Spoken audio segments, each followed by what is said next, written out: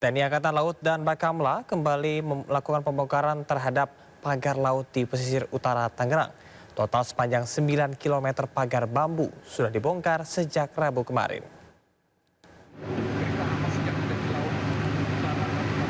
Melanjutkan pembongkaran pagar laut, sebanyak 900 personil gabungan TNI Bakamla Polri serta nelayan dikerahkan. Mereka menghentikan kegiatannya sekitar pukul 1 siang lantaran ombak besar dan angin kencang yang menerjang. Sejak akhir pekan lalu hingga hari ini, pagar laut sepanjang 9 km sudah dibongkar.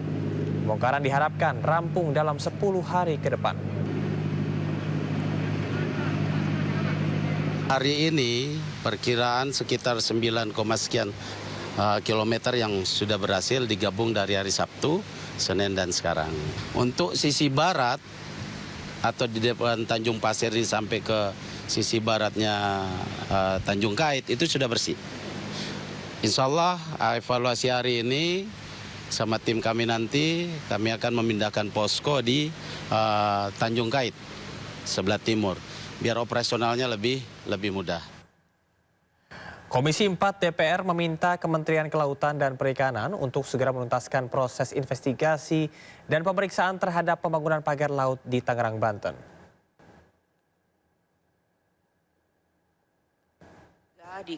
Dalam rapat kerja ini, komisi yang membidangi kelautan menyampaikan sejumlah kesimpulan. DPR meminta Kementerian Kelautan dan Perikanan untuk melakukan konsolidasi dan koordinasi dengan pemerintah daerah untuk menegakkan hukum dalam kasus pelanggaran pemanfaatan ruang laut. Selain itu, DPR juga meminta pemerintah untuk melakukan sinkronisasi seluruh peraturan perundang-undangan di bidang kelautan dan perikanan. Telah melakukan penyegelan kegiatan pemagaran laut di Tangerang. Januari 2025 telah dilakukan pembongkaran. Anggota Komisi 4 DPR Firman Subagio melepas PIN anggota DPR dari jasnya di hadapan Menteri Kelautan dan Perikanan Sakti Wahyu Trenggono dalam rapat kerja di Gedung DPR Jakarta. Aksi ini dilakukan Firman untuk menunjukkan rasa malunya sebagai wakil rakyat karena masalah pagar laut yang masih berlarut-larut. Kita pikirkan bersama, semua orang tahu tentang PIK itu siapa, bagaimana kekuatannya, dahsyatnya. Tapi saya minta Pak, tanamkan ayo jiwa merah putih kita. Jiwa merah kita di berada kita ini. Jangan sampai ada negara dalam negara yang semaunya sendiri mengatur pemerintahan kita. Saya selalu dengan Pak Prabowo, oleh karena saya minta kepada Komisi 4, spirit semangat Presiden kita yang begitu luar biasa, harus kita dukung dari DPR ini. Jangan sampai DPR ini dianggap sebagai atau dicap sebagai lembaga stempel. Kami sudah terjun kemarin, ternyata tidak cukup hanya pagar misterius di tengah laut. Saya kebetulan ditugasi untuk di wilayah sebelah. Lebih terkejut lagi nih, ada 1063 hektar mangrove yang di ruang laut juga akan diturunkan statusnya dan kemudian juga nanti ujung-ujungnya akan disertifikatkan untuk pariwisata. Padahal jelas-jelas dalam PSN itu, wisata itu diperbolehkan tapi tidak boleh dijadikan tempat tinggal. Ini nanti kita bahas dengan Menteri Perhutanan nanti siang. Nah, oleh karena itu Pak Menteri, sekarang ini rakyat sudah menunggu. Rakyat ini menunggu apa endingnya. Jangan sampai rapat hari ini hanya merupakan anti klimaks. Rasanya kalau rapat ini tidak ada satu kesimpulan yang memberikan jawaban kepada rakyat, saya mohon maaf Pak, tidak nanti, sekarang pun saya lepas dulu Pak ini, rencana saya Pak. Saya lepas Pak. Malu sebagai wakil rakyat, karena persoalannya sudah berlarut-larut. Ini rakyat yang menuju bahwa ada skenario bahwa pejabat-pejabat tertentu melindungi terhadap proyek besar ini. Ada apa? Anggota Komisi 4 DPR Arif Rahman menyayangkan sikap lambat Kementerian Kelautan dan Perikanan dalam menyikapi temuan pagar laut di Tangerang. Ia juga mempertanyakan fungsi pengawasan Kementerian Kelautan dan Perikanan terhadap pemagaran pagar laut. Harus melakukan satu edukasi di tengah situasi zamannya broadband seperti sekarang ini. Kalau kita tidak melakukan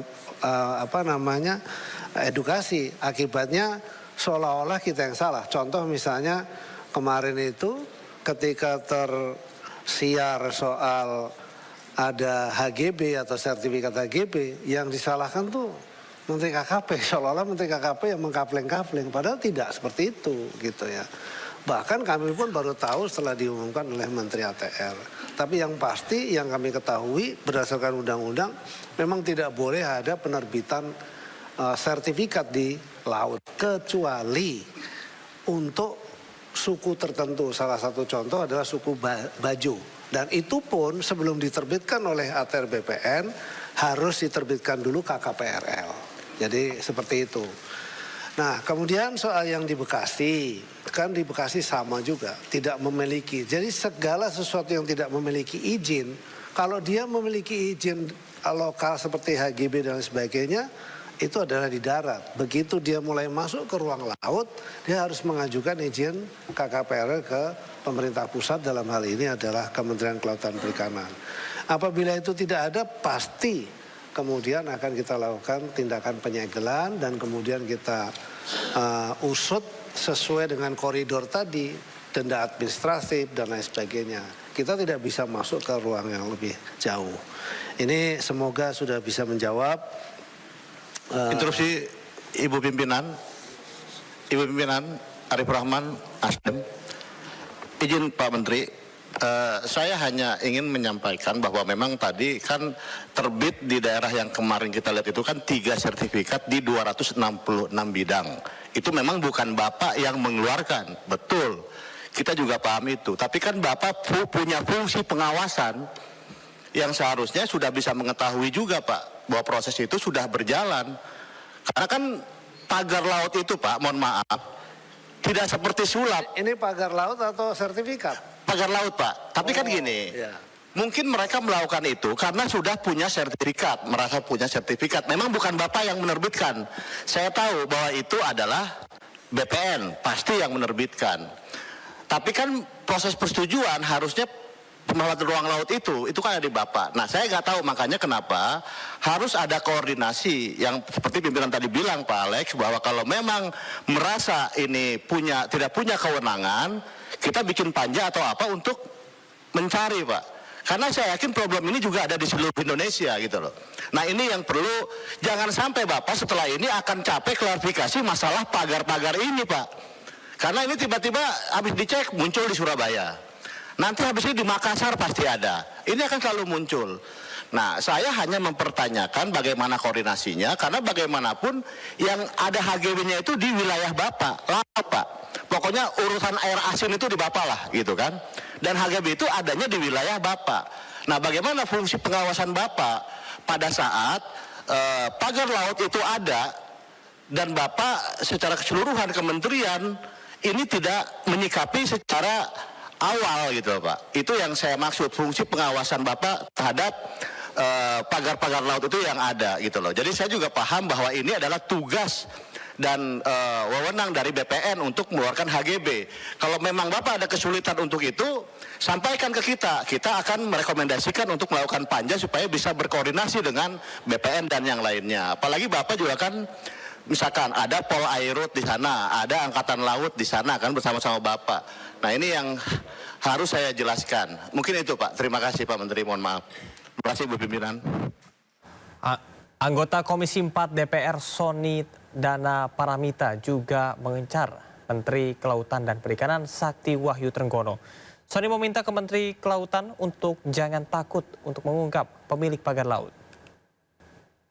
Di satu titik saja ternyata di Tangerang begitu viral karena itu di depan mata kita, dekat dengan Jakarta. Tapi ternyata kemudian di Pari, kemudian kemarin saya terima di Sidoarjo dan sebagainya, akan banyak bermunculan soal itu. Jadi sekali lagi saya berharap, saya tidak akan banyak soal pagar laut itu, saya yakin teman-teman komisi yang POKS yang lain akan bisa menyampaikan. Tapi tolong tunjukkan sebagai seorang bapak nelayan. Saya tidak cukup banyak melihat pernyataannya seperti itu. Berikutnya lagi, Kalau tadi salah satu solusinya adalah soal anggaran dan soal undang-undang. Tapi jauh lebih penting dari itu sebetulnya bagaimana koordinasinya. Kami ingin di forum yang terhormat ini, kalau beberapa waktu yang lalu Pak Menteri menyampaikan ini sudah tahap penyidikan, jadi jangan dicabut dulu pagarnya. Kalau sudah ada tahap penyidikan, mungkin berarti sudah ada bukti permulaan yang cukup. Sudah ada yang patut diduga siapa yang memasang bambu itu. Kita nggak perlu, kalau di medsos saja bisa tahu gitu loh. Kalau dulu Pak Menteri di forum ini mengutip satu ayat gitu kan, kira-kira gitu. Apa kemarin lupa saya ayatnya itu. Tapi saya juga sampaikan Pak, kulihak walakau namuron Pak. Sampaikan kebenaran itu walau pahit. Nggak usah takut siapa yang masang itu. Di belakang Bapak ribuan nelayan Indonesia siap membackup.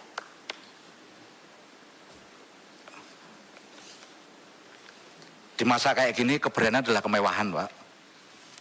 Jadi kalau kita masih tarik ulur, saya nggak tahu, perlu ada argumentasi. Masa tiba-tiba yang nyabut belum apa angkatan laut, Bapak pernyataan berikutnya salah, kayak gitu kan kita ngeri Pak. Masyarakat lihat ini gimana instrumen negara dua-duanya bisa berbeda. Ribuan bambu kayak gitu di sebelah situ mungkin ada Pol Airut, masa sih nggak tahu kalau ditanya. Saya pengen tahu apakah pernah ada forum yang untuk mempertanyakan itu. Sekarang bahkan kalau di media kita bisa lihat yang namanya penerima SGHB itu direksinya direksinya kemudian komisarnya siapa saja, kita tinggal buka handphone. Ratusan kali penyegelan itu tidak hanya di sini, di seluruh Indonesia kita lakukan. Yang kalau tidak salah ada 196 kasus yang kita lakukan. Cuma tidak terberitakan seperti ini karena mungkin tidak terlalu menarik. Ada misalnya di Batam itu reklamasi yang menghancurkan hutan mangrove. Itu juga kita tindak. Kita segel dan padahal sudah ada KKPRL-nya tapi tidak sesuai begitu. Nah kita tidak bisa kemana-mana. Misalnya contoh begini, tiba-tiba lalu kemudian tiba-tiba dibongkar. Sementara anggota Komisi 4 DPR Daniel Johan menilai Menteri Kelautan dan Perikanan terkesan lembek dalam penegakan hukum pagar laut. Anggota Komisi 4 lainnya, Saadiah Uluputi, mengaku heran lantaran kementerian belum juga menemukan dalang keberadaan pagar laut. Masyarakat fokus ke pagar laut ya, tetapi sampai sekarang itu pelakunya juga masih belum secara terang ya dijelaskan. Ya.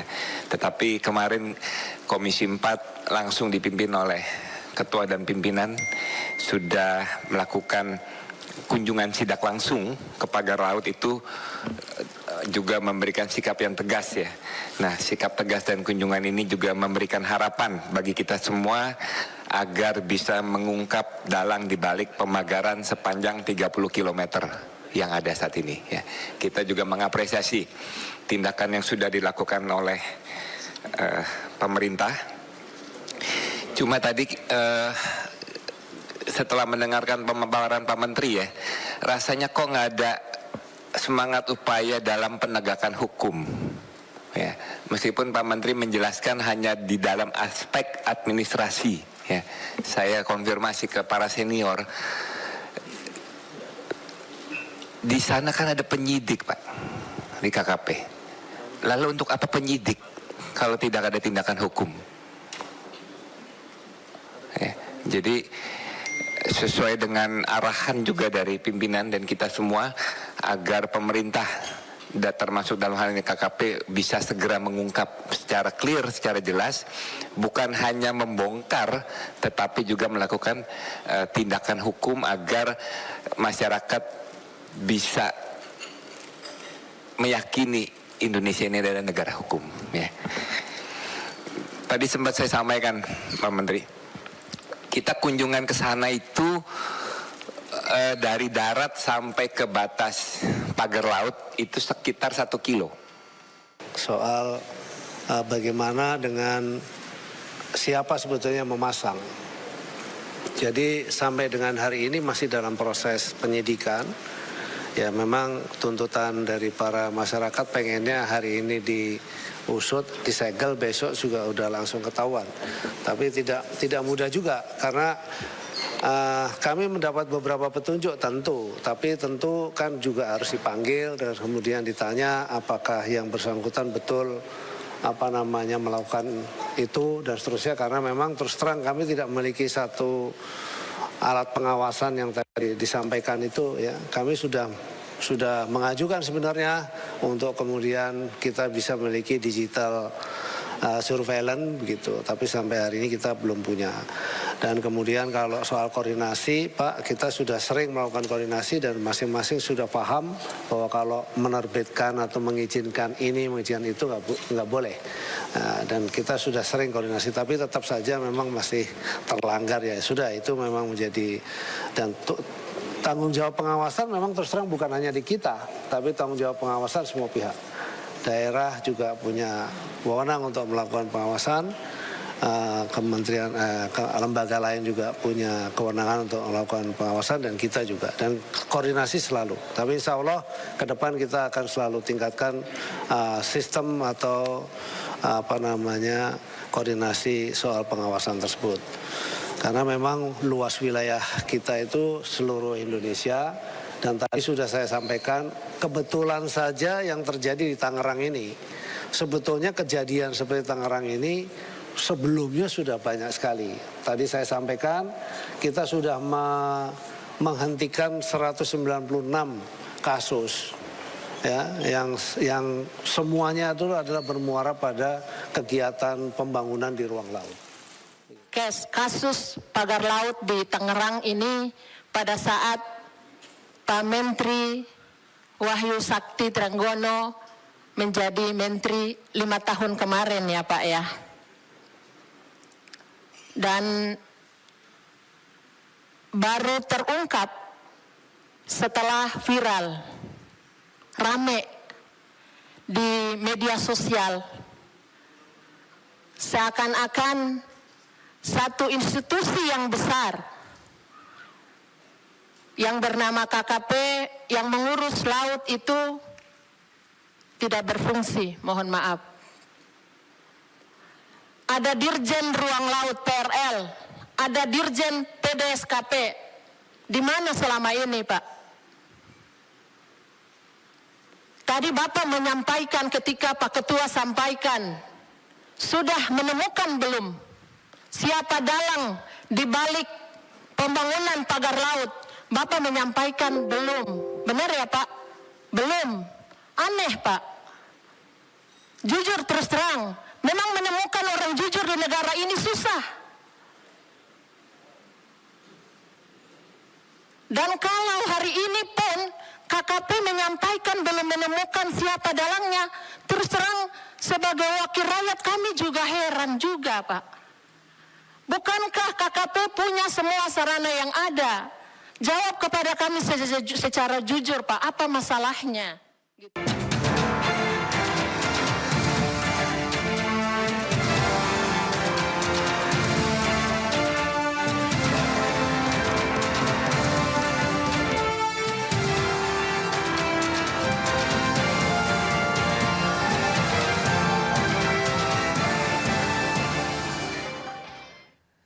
Pemirsa, Badan Otorita IKN menyebut Presiden Prabowo Subianto telah menyetujui anggaran untuk kelanjutan pembangunan IKN Nusantara pada periode 2025 hingga 2029 sebesar 48,8 triliun rupiah.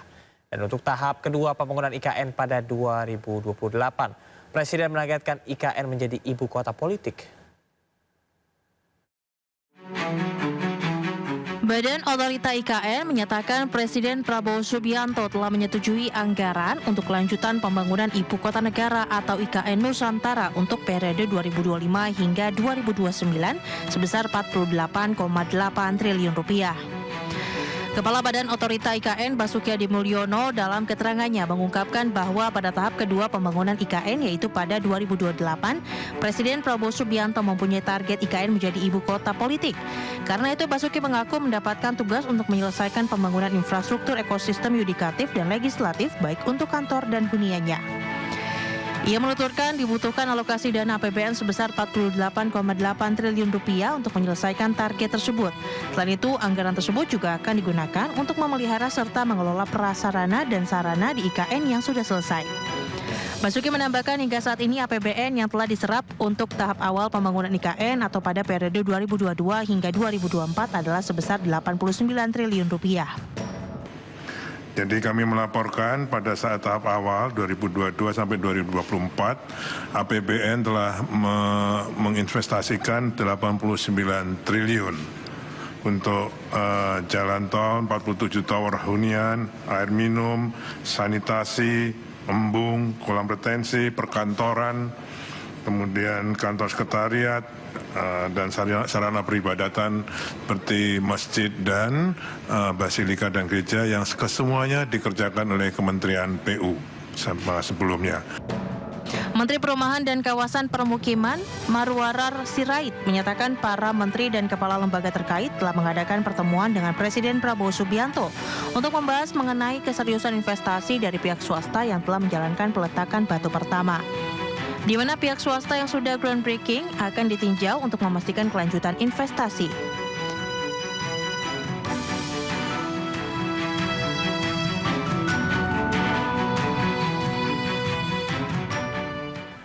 Pemirsa, Menko PMK Pratikno mengajak semua pihak mulai dari kementerian, pemerintah daerah, TNI Polri hingga swasta untuk menyukseskan program pemeriksaan kesehatan gratis bagi rakyat Indonesia mulai Februari 2025. Pasalnya program ini adalah salah satu program andalan Presiden Prabowo Subianto. Bagaimana kita tahu ini adalah salah satu dari quick win programnya Bapak Presiden dan Bapak Wakil Presiden untuk mulai tahun 2025 ini.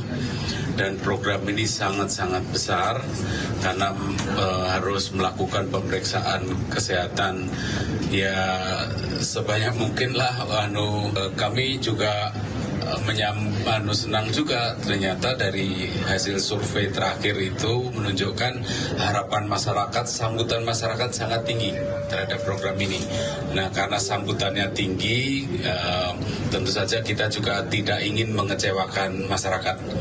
Oleh karena itu kami mohon dukungan dari semua pihak, pemerintah pusat, kementerian dan lembaga, pemerintah daerah, mulai dari Pemprov, Pemkab, Pemkot sampai pada level desa dan kelurahan, mohon dukungannya. Dan juga TNI dan Polri, kita punya pengalaman luar biasa dalam penanganan COVID yang lalu, jadi kami mohon dukungan juga dari TNI Polri, termasuk dari swasta dan organisasi-organisasi kemasyarakatan. Menteri Pariwisata Widianti Putri menjadi yang terkaya di antara jajaran para menteri Kabinet Merah Putih dengan total kekayaan mencapai 5,4 triliun rupiah. Sementara Menteri Lingkungan Hidup Faisal Nurrofiq menjadi yang terendah dengan harta kekayaan hanya 4,19 miliar rupiah.